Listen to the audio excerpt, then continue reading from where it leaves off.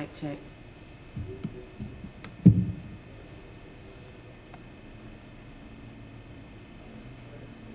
Go.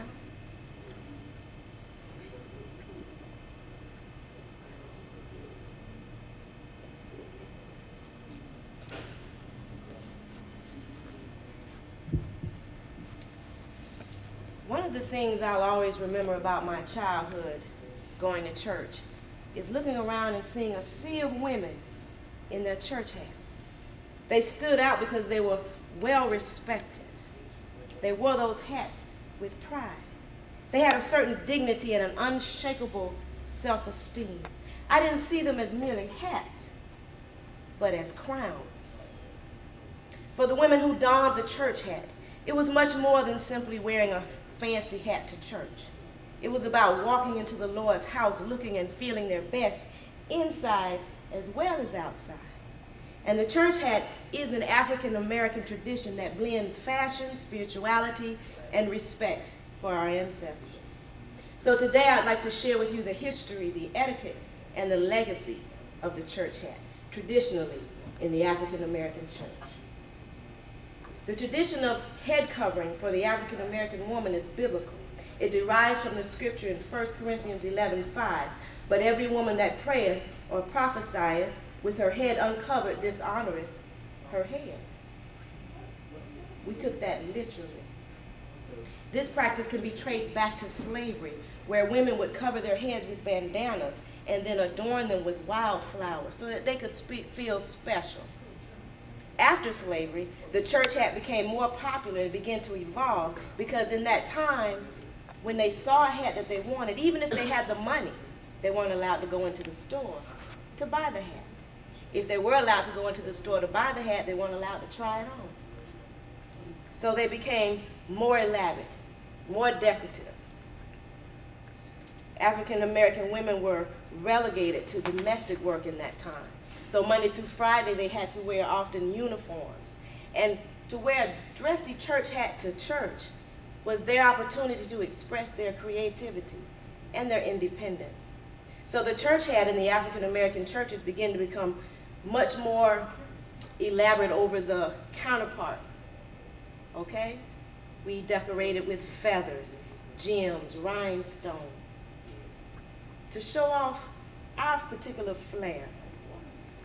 The church hat became wider and higher in the African American church. The church hat was also viewed as a status symbol. The bolder the church hat, the bolder the statement.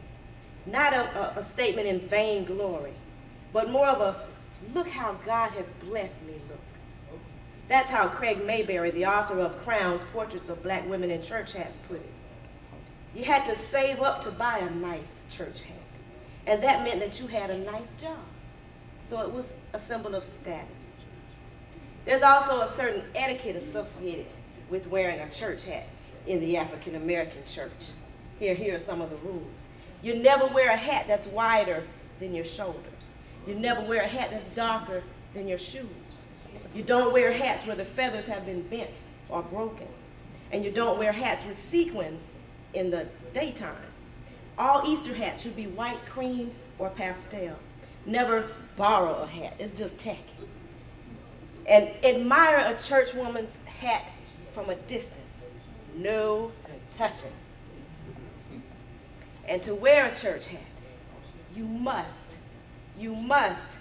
have an attitude for worship.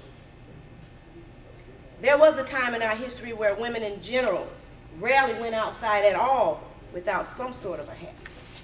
And there are occasions where a church hat was appropriate outside of church worship service.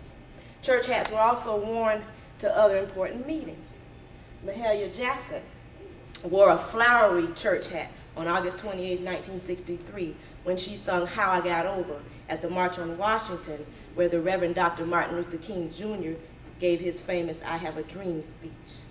And then even today, there's still occasions outside the church where it's wholly appropriate to wear your church hat.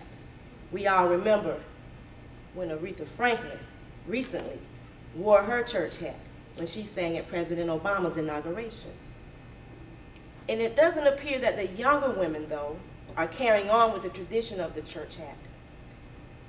Even though that's so, the number of older women who are committed to completing their ensembles, topped off with that church hat, is still plenteous.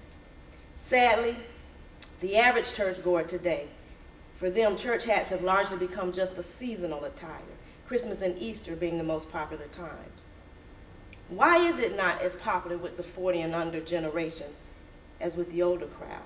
According to an article in Wisconsin Academy Review entitled Miss Annie Mae's Church Hats from the Black Community, it's suspected that the younger generations really haven't embraced fashioning the church hats because of so many of the styles for the hair that's available today. Wigs and weaves and braids and dreadlocks.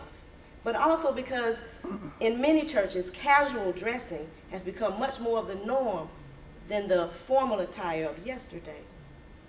In conclusion, there is a genuine significance behind the church hat and the women who wore them.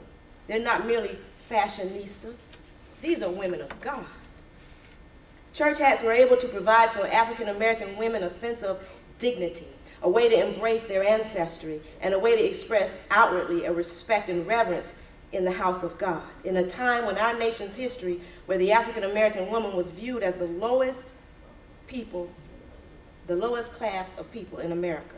So the next time you see a woman in a church hat, take the time to consider the woman under the hat and recognize that on her head is history, spirituality, a tradition begun by our ancestors.